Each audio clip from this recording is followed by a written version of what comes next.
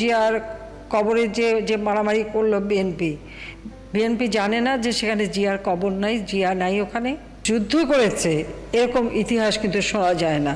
যেখানে যুদ্ধ লাগতো তার থেকে অন্তত 3 মাইল দূরে যে জিয়াউর রহমান। প্রয়াত প্রেসিডেন্ট জিয়াউর রহমানের কবর চন্দ্রিমা উদ্যান থেকে বগুড়ায় স্থানান্তরের সিদ্ধান্ত নিয়েছিলেন বিদায়ী প্রধানমন্ত্রী শেখ হাসিনা।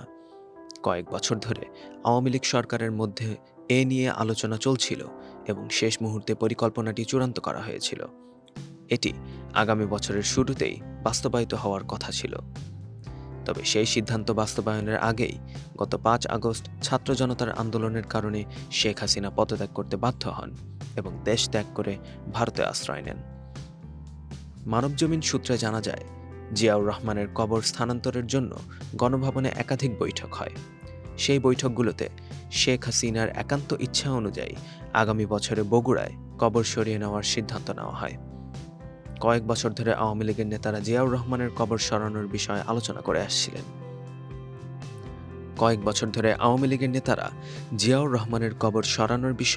আলোচনা করে আসছিলেন।